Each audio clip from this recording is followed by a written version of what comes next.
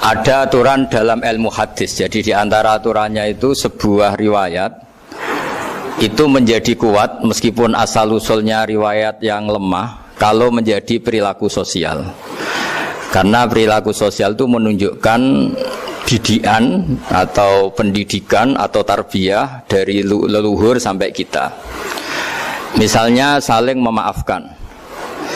Itu hadis tentang persisnya saling memaafkan mungkin banyak yang masalah ketika teksnya ada yang sampai menyebut fatasofaha salaman. Bisa orang berdebat hukumnya salaman kayak apa, apalagi musim sekarang. Orang saling curiga untuk nggak salaman itu. Tapi apapun itu perdebatan dalam persisnya teks, jika diperkuat oleh perilaku sosial, maka hadis itu menguat menjadi baik. Saya cerita tentang hikmah syawalan sebagai amanat yang dipesankan di sini. Syawalan di Indonesia itu identik dengan minta maaf. Ya, jadi kalau id itu dari kosakata audun maknanya kembali. Setelah kita puasa 1 bulan, kita insya Allah ber-KTP surga lagi. Jadi kita tahu dulu Nabi Adam itu di surga. Beberapa anaknya juga lahir di surga. Sehingga KTP kita ini sebetulnya KTP surga. Alamat tetap kita itu surga. Karena kita di dunia agak kacau itu, agak coro Jawa, agak bedigasan itu agak kacau. Terus status itu agak-agak hilang ini. Semoga agak hilang betul. Nah, dengan Ramadan itu status itu dikembalikan. Makanya banyak ulama mengatakan al-aid minal audi.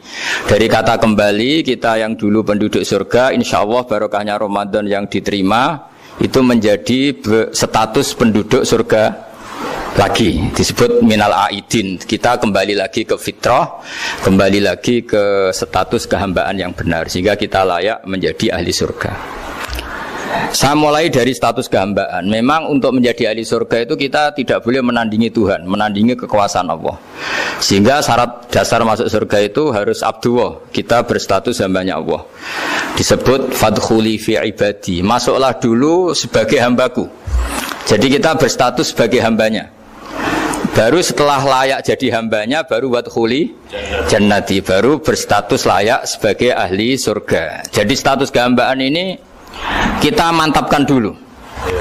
Jangan ada status lain kita di depan Allah kecuali status kehambaan.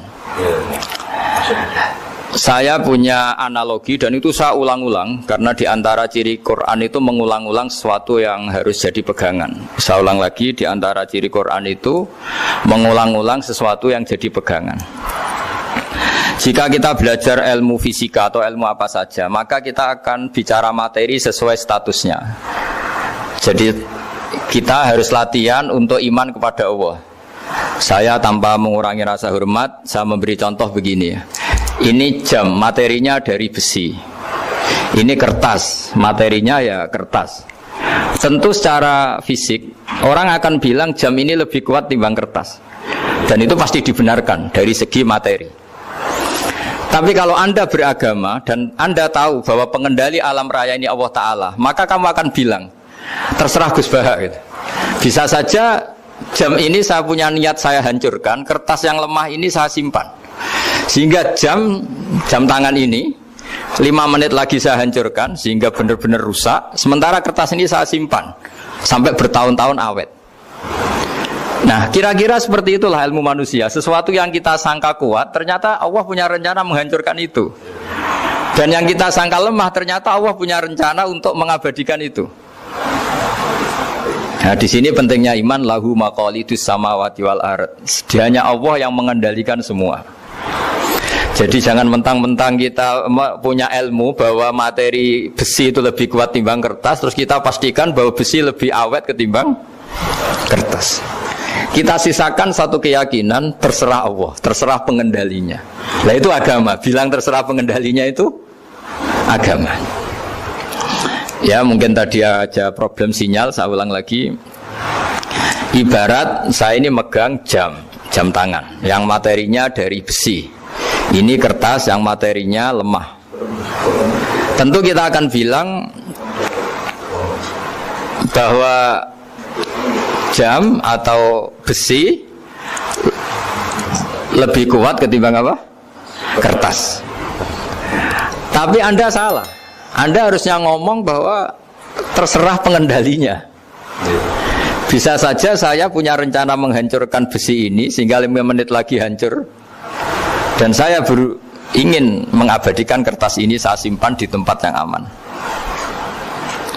Nah, kira-kira agama itu bukan anti ilmu, sehingga agama boleh kamu mengatakan besi ini lebih kuat ketimbang kertas. Tapi harus kamu tambahi dari segi materi. Tapi kalau dari segi pengendalinya, maka kita jawab terserah Allah Subhanahu wa Ta'ala. Nah, ini di sini pentingnya beragama. Jadi meskipun Mars itu kayak apa kuatnya, bumi, gunung kayak apa kuatnya, ternyata gunung yang kita kira kuat ternyata nyimpan magma yang potensi meledak. Yang gunung kecil yang kelihatan dari pasir kecil yang tidak berdaya ternyata nggak nyimpan magma, jadi nggak direncanakan untuk diledakkan. Itu, nah agama itu seperti itu yang disebut di surat Yasin misalnya, Allah itu siapa? Biyadihi malakutu kulli, yang dalam kendalinya itu semuanya di alam raya ini. Sehingga di kehidupan nyata juga sama. Ada orang yang nekuni ilmu ekonomi tapi miskinnya Masya Allah. Ada yang gobloknya Masya Allah tapi kaya. Ada kiai yang punya doa banyak, hidupnya biasa. Yang nggak punya doa kaya. Itu saya pernah baca di sebuah hadis qudsi. Ada riwayat begini, Nabi Musa ketemu Allah ditanya, limadza, kata Allah, kenapa saya memberi rezeki orang yang bodoh? Ahmak itu orang yang bodoh sekali. Kadang tak ciptakan dia jadi orang kaya, dan yang pintar ekonomi kadang tak ciptakan jadi orang miskin. Si Nabi ini tanya, kenapa ya Allah? Supaya dia tahu yang mengendalikan rezeki itu saya, bukan ilmunya dia, katanya. Jadi banyak orang, misalnya kita yang pintar dipekerjakan orang yang nggak pintar, yang punya pabrik tidak pintar mengerjakan orang yang pintar. Jadi ya kira-kira agama itu seperti itu. Sehingga dalam kita beragama itu yang paling ditekankan itu tawadhu. Tawadhu itu merasa sopan atau memang sopan betul. Kalau dalam Ihya disebut, sekiranya Anda tidak bisa tawadhu secara rasa, tawadhulah secara ilmu. Saya ulang lagi ya, sekiranya Anda tidak bisa tawadhu secara rasa, tawadhulah secara apa? Ilmu. Karena ilmu itu akan abadi. Saya beri contoh begini, saya ini kan misalnya kiai di kampung saya atau di kecamatan saya. Saya mungkin bisa merasa hebat karena saya tokoh di sini. Tapi pastikan sebelum ada saya yang bernama Baha ini, agama sudah jalan. Dan di daerah lain yang nggak kenal saya juga agama sudah jalan. Betapa tidak pentingnya saya di kawasan-kawasan yang nggak butuh saya, atau di era yang sebelum ada saya. Nah, dengan ilmu seperti itu orang pasti tawadhu, karena dia tahu daerah yang nggak ada saya ternyata ya ada masjid, ada agama. Periode yang sebelum ada saya juga agama jalan. Sehingga kita tidak kumo luhur, wah kalau nggak ada saya agama nggak jalan. Zaman Wali Songo tidak ada saya agama ya jalan. Ekonomi juga gitu. Kalau Anda pakar ekonomi yang mensejahterakan rakyat, cara tawadhu itu kalau nggak bisa dengan rasa, dengan ilmu. Sebelum ada kamu banyak orang kaya, banyak orang yang nggak kenal kamu juga kaya. Banyak periode yang saat itu udah ada Anda juga kaya. Berarti Anda ini tidak siapa-siapa. Makanya saya pernah didatangin seorang profesor. Ini kisah nyata. Gus, sebetulnya saya dengan bapak saya itu pinter mana? Bapak saya itu tidak tamat SD, tapi saya bisa profesor. Saya ini profesor, anak saya naik kelas saja sudah senengnya bukan main. Artinya ini orang bodoh bisa menciptakan orang pinter, yang orang pinter kesulitan menciptakan orang pinter lagi.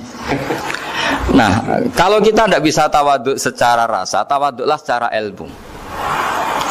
Ikhlas juga gitu, saya sering ngajarkan ikhlas di beberapa kesempatan ngaji. Kalau Anda tidak bisa ikhlas secara rasa, ikhlaslah secara ilmu, pasti bisa, bukan mungkin bisa, pasti bisa. Secara ilmu. Makanya di Quran disebut fa'lam annahu la ilaha illallah. Ilmu, fa'lam itu dari kata ilmu. Saya beri contoh, saya mulai kecil sampai sekarang saya sekitar umur 50 tahun. Mulai kecil sampai sekarang itu ya bilang kalau kertas ini putih. Itu ya ada yang gaji, ada yang bayar, tapi saya selalu bilang kertas ini putih. Yang hitam ya saya katakan hitam, yang merah saya katakan merah. Kenapa? Karena itu fakta. Saya ulang lagi, karena itu fakta.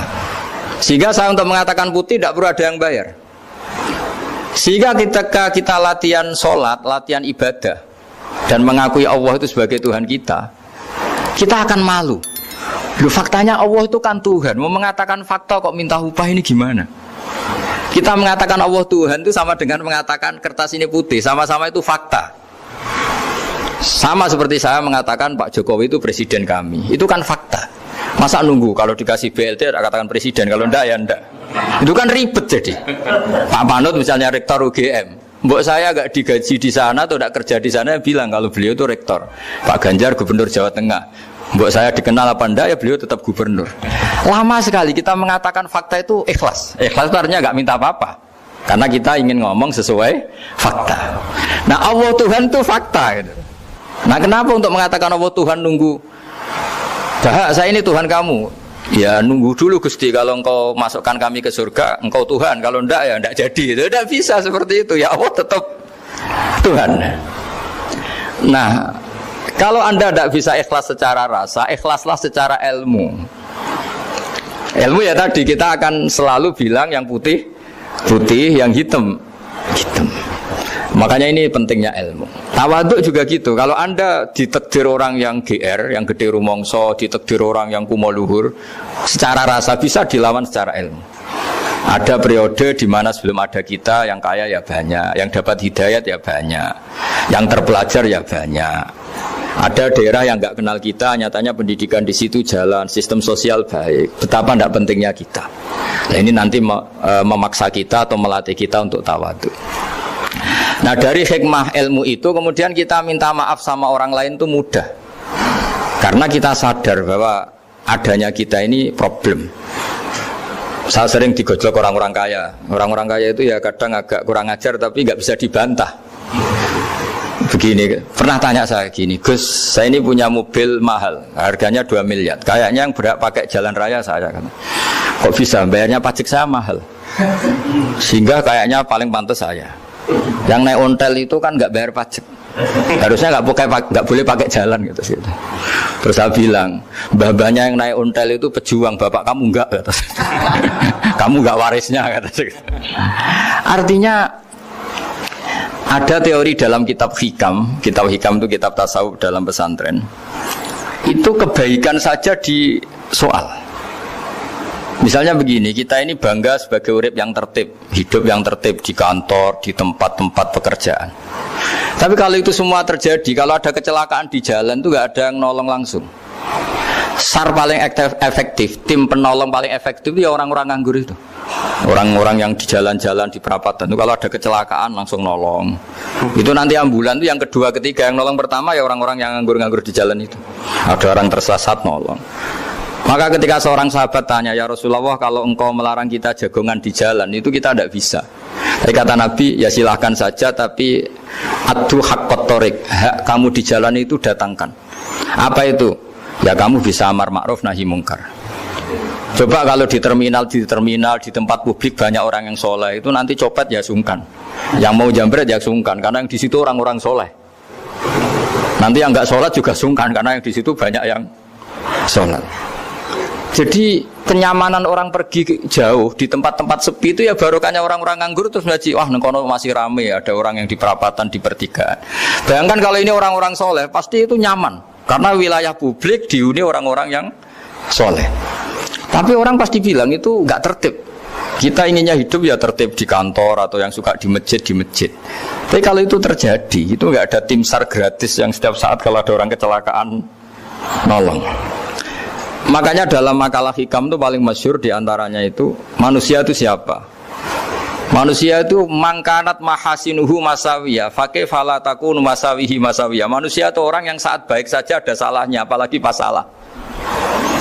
Jadi kalau kamu punya toko lagi laris, dan saat laris itu Anda ngerumat keluarga Anda melakukan kebaikan pada keluarga Anda, pasti ada toko lain yang termahjubkan, yang tersingkirkan. Makanya saya pernah diskusi sama kiai besar, guyonan sama saya. Kita kalau kiai besar sebaiknya kalau diundang di musala kecil datang apa enggak? Kata kiai yang satu, jangan datang Gus, itu jatahnya kiai kecil. Terus kata yang satu, datang Gus sebagai bukti tawaduk bahwa kita kiai besar pun mau diundang yang kecil. Akhirnya kita ini ya kadang datang kadang enggak, karena kadang kita enggak datang supaya jatah rezeki kecil enggak terambil. Kadang ya mau datang supaya dikira tawadhu. Makanya kalau seorang profesor sering turba di bawah itu ya kasihan yang S1, SPDI itu kan nanti enggak jadi bintang kalau profesornya sering turun. Kalah terus itu. Jadi kadang-kadang itu orang itu harus berpikir secara ilmu, jangan rasa terus. Jadi itu ilmu. Jadi semua yang kebaikan yang kita lakukan itu secara ilmiah bisa diperdebatkan. Ada orang senang ngomong serius supaya bangsa ini maju. Tapi bapak saya itu pesan saya, kamu kalau ngiyai itu jangan sering ngomong serius kan. Masyarakat sudah capek mikir utang, mikir keluarga. Udah gitu sowan kiai dijak ngomong serius lagi nanti capek kan. Sehingga kiai-kiai dulu itu kalau ketemu orang ya guyon terus. Karena tahu masyarakat sudah capek. Sudah banyak yang takut tanggal kredit gitu. Sudah takut tanggal kredit, takut problem sowan kiai diancam neraka lagi, itu kan ketakutan berkali-kali. Jadi makanya ini kan kebaikan itu dievaluasi karena kita tidak nabi, tidak wali. Jadi kalau kata hikam itu apa yang Anda kira baik itu ada masalah. Apalagi sedang masalah. Saya sering cerita ada orang suami istri harmonis sekali. Itu tanyakan ibunya, pasti mulai gak peduli dengan ibunya karena terlalu harmonis dengan istri. Oh itu pasti bukan mungkin lagi. Jadi jangan tanya istrinya, tanya ibunya. Oh jok nikah lupa saya, ngalor ngidul sama istrinya. Tanyakan temannya, wah itu jok nikah lupa temennya. Tapi yang baik sama teman, tanyakan istrinya, jatah belanja untuk ngopi. Ya begitu terus itu. Jadi siklus sosial itu. Nah, di sini pentingnya saling minta maaf karena dalam kebaikan kita pasti ada kesalahan. Ketika karir kita baik di pemerintahan maupun di kampus, pasti dengan sendirinya ada yang agak tersingkirkan. Meskipun itu sudah hukum alam, tapi apapun itu kita harus minta maaf. Makanya banyak saya sering cerita berkali-kali.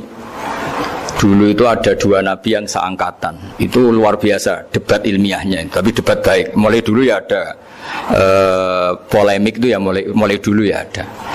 Yang Nabi Yahya itu suka berkawan orang-orang soleh. Kalau ditanya kenapa kamu berkawan orang-orang soleh, ya enak lah karena berkawan orang soleh. Yang Nabi Isa sering berkawan orang-orang yang enggak jelas. Ditanya kenapa anda suka berkawan orang-orang yang enggak jelas, innama ana tabibun udawil mardo. Nabi dan kiai itu ibarat dokter, ya tentu menyembuhkan yang sakit. Kalau anda seorang dokter pasti neliti daerah-daerah pandemi, masa neliti daerah sehat. Nah, jadi dulu bapak wasiat ke saya gitu, kowe nak jadi kiai kok bengkel. Jadi kiai itu kayak bengkel, kalau nggak siap dadani orang nggak jelas ya jangan jadi kiai kan. Itu ya, tapi kan masalahnya kita sendiri solehnya pas-pasan, takut terkontaminasi. Jadi yang jelek bukan jadi baik, kita yang baik jadi jelek. Nah itu kan mulai dulu ya polemik, sejauh mana kita punya kekuatan untuk tidak terpengaruh yang negatif. Yang negatif terpengaruh kita menjadi positif. Jadi ini cerita-cerita sawalan bahwa dalam kebaikan kita itu ada kesalahan. Maka kita tetap istighfar, tetap saling minta maaf. Dulu bapak saya kalau diceritain ada seorang kiai sampai sepuh jadi imam masjid, istiqomah sekali. Dulu bapak saya itu guyu. Ya istiqomah, tapi wong liya terus ra iso dadi kader. Jadi calon-calon kiai ini sudah putus asa karena nggak pernah punya kesempatan jadi imam. Jadi di balik istiqomah itu ya ada memahjubkan orang lain. Makanya alhamdulillah di Indonesia itu ada pegawai pensiun. Kalau enggak habis itu. Karena yang anyar-anyar itu mesti ini kurang pengalaman, ini kurang senior.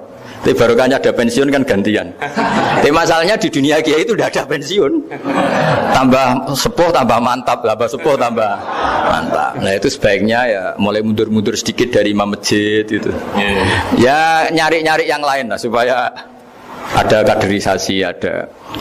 Jadi intinya itu di balik kebaikan yang kita lakukan pun itu ada masalah sehingga kita butuh istighfar.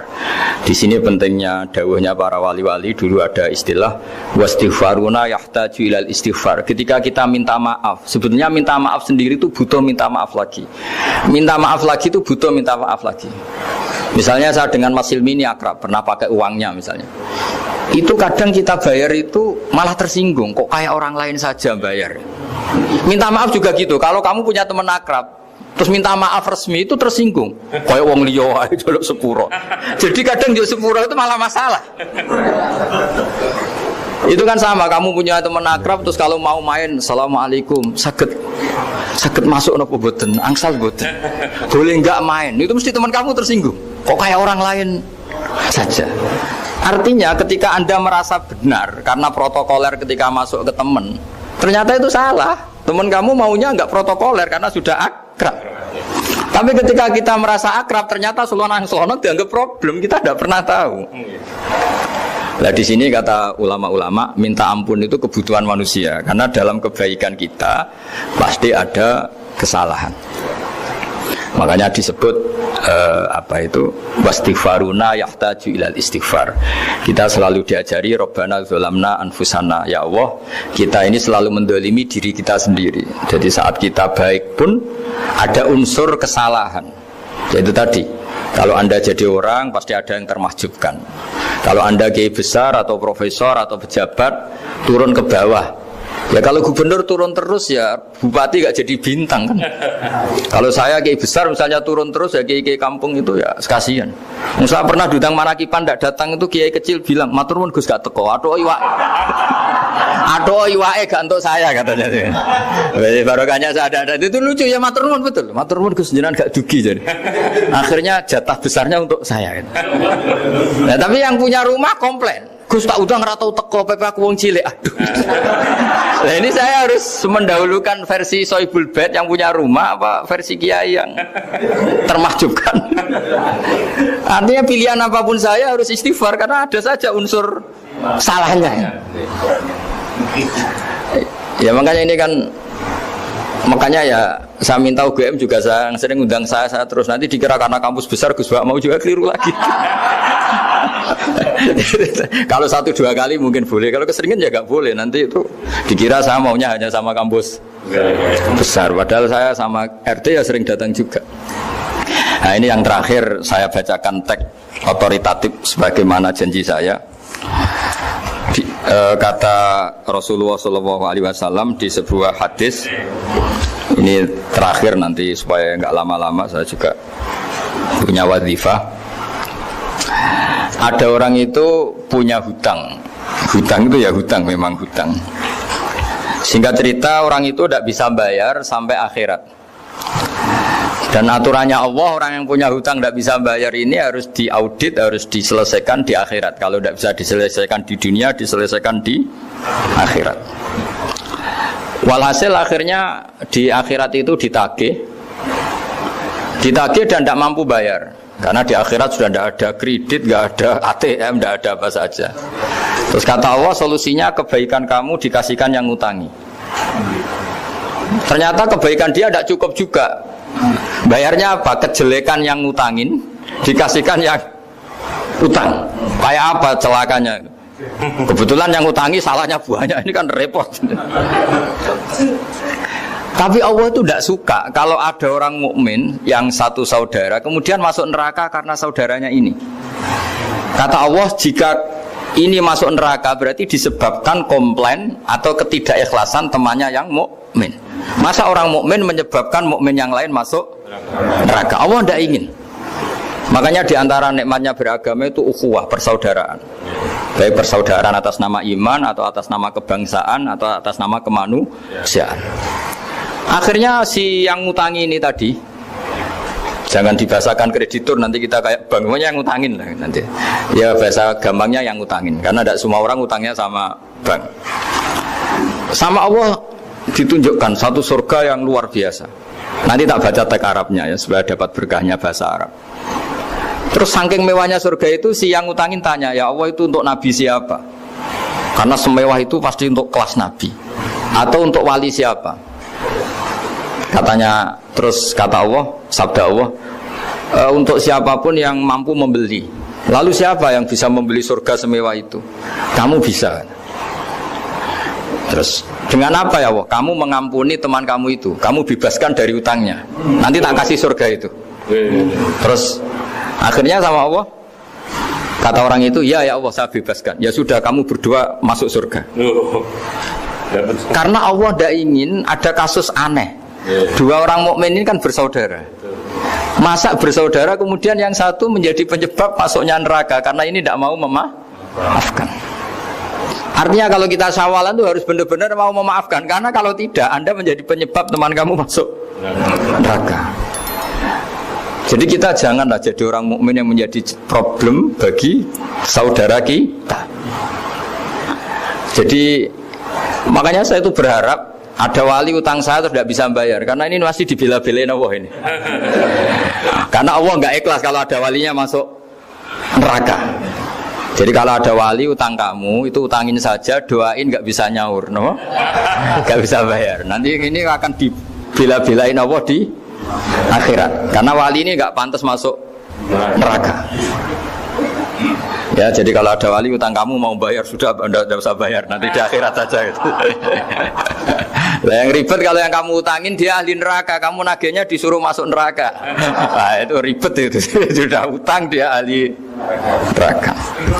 Ya, tak baca teksnya supaya ini ada di kitab Ihya halaman 197 juz 2. Status hadisnya waqala sahihul isnad, kata Imam Hakim, hadis ini sahihul isnad. Saya baca Arabnya nanti insyaallah sebagian ya supaya kelihatan teks aslinya di bab hukukul muslim. Bainama Rasulullah sallallahu alaihi wasallam jalisun izdhika hatta badat sanayahu. Nabi ketika santai-santai duduk tahu-tahu tertawa sampai gigi depannya itu kelihatan. Jadi tertawa sangat sampai gigi depannya kelihatan. Yang notabene beliau sering hanya senyum, kali ini tertawa betul sampai gigi depannya kelihatan. Faqala Umaru radhiyallahu anhu ya Rasulullah bi abi anta wa ummi malladhi adhakaka. Apa yang bikin kau sampai tertawa seperti itu? Qala rajulani min ummati jasaya baina yaday rabbil izzah. Dua lelaki dari umatku sama-sama sungkeman nuntut keadilan di depan Allah. Jasaya itu sungkem, duduk bersimpuh itu kalau dalam bahasa Arab itu namanya jasiyah gitu. Faqala ahaduhuma ya rabbi khudli madlamati min hadza. Faqala wa rudda ala akhika madlamata. Qala ya rabbi lam yabqali min hasanati syai'un. Faqala wa ta'ala li talib kaifa tasna'u bi akhika wa lam yabqalahu min hasanati syai'un. Faqala ya rabbi falyahmil anni min auzari. Kalau kebaikannya dia tidak cukup, ya salah saya supaya dilimpahkan ke dia. Terus summa fadat aina Rasulillah sallallahu alaihi wasallam bil buka. Nabi di tengah-tengah cerita itu nangis. Senangis-nangisnya karena habis senang lalu nangis karena ini kan kebaikannya sudah dikasihkan habis, enggak cukup. Akhirnya kejelekan yang utangin ini diberikan. Makanya kalau kamu ingin masuk surga, utangi orang-orang soleh sebanyak-banyaknya. Dan doain nggak bisa apa? Nyaur. Tapi tak jamin orang soleh itu nggak suka utang. Karena hidupnya sederhana. Gitu. Kayaknya saya tidak akan utang Mas Ilmi itu. Karena orang soleh itu hidupnya sederhana, pasti tidak butuh. Kalaupun utang paling ya untuk makan, kan gampang nyaurnya apa? Terus kata Rasulullah, faqala inna dzalika yaumun azimun yauma yahtadun nasu fihi ila yuhmala anhum min auzarihim. Terus fayaqulu wa ta'ala lil mutadzallim irfa basarak. Coba kamu lihat yang di sana itu ada apa? Fanzur fil jinan, coba surga itu kamu lihat. Faqala ya rabbi ara madaina min fiddatin wa kusuran min dhahabin mukallalatan bil lu'lu'. Saya melihat surga yang begitu mewah, semuanya bertatahkan intan, semuanya materinya dari emas, bertatahkan intan. Lalu li ayyi nabiyyin hadza? Itu untuk nabi siapa? Terus awli ayyi siddiqin awli ayyi syahidin. Terus qala Allah hadza liman a'tas saman. Itu untuk siapa saja yang mampu beli. Qal ya rabbi wa may yamliku dzalik? Siapa mampu beli surga semewah itu? Terus kata Allah anta tamliku, kamu bisa. Qal bimadza ya rabbi, dengan apa? Qal bi afwika an akhika. Cukup kamu memaafkan saudara. Jadi kalau maafkan tidak pakai uang itu kurang seru. Yang seru itu punya teman utang 1 juta dimaafkan. Jadi memaafkan paling seru itu maafkan apa? Utang. Kalau maafkan sama-sama salah miso apa itu enteng itu. Ini yang seru itu teman punya utang 1 juta kamu itu seru itu. Lain nanti aja di akhirat nanti itu ada di akhirat. Ya nanti notanya di bawah kalau gitu. Ya, bi afwika anakhika. Jadi surga semewah itu maharnya atau harganya cukup memaafkan saudara kamu. Terus qala ya Rabbi qad afautu anhu. Sudah Gusti, sudah sekarang saya maafkan. Fayaqulu wa ta'ala khud biyadi akhika fa'adkhilhul jannah. Ya sudah, sekarang kamu berdua sama-sama masuk surga. Karena ini orang soleh, nggak pantas masuk neraka. Yang punya utang ini nggak pantas masuk neraka. Nah ini yang ribet kalau yang utang ya ahli neraka, yang utangnya ahli neraka. Ngapain debat utang? Wong kamu sudah ahli neraka. Hanya tanpa kasus utang pun sudah jatah neraka. Ini ribet kalau ketemu orang-orang yang jatahnya ada di surga. Tsumma sallallahu alaihi wasallam, ittaqullaha wa aslihu dzata bainikum fa innallaha ta'ala yuslihu bainal mu'minin yaumal qiyamah. Jadi di antara proyek besar Allah itu menjadikan orang mukmin itu bersaudara dan saling memaafkan. Itu sampai akhirat proyek itu masih dilakukan Allah. Maka ketika di dunia kayak sawalan ini usahakan saling memaafkan karena keinginan Allah sampai akhirat pun seorang mukmin itu saling memaafkan. Ya, jadi ini sebagai penghormatan saya pada teman-teman alumni UGM, juga semua muhibbin, semua yang memanfaatkan ngaji ini, bahwa kita harus berjiwa besar untuk saling memaafkan. Ya, saya kira demikian dan mohon maaf. Assalamualaikum warahmatullahi wabarakatuh.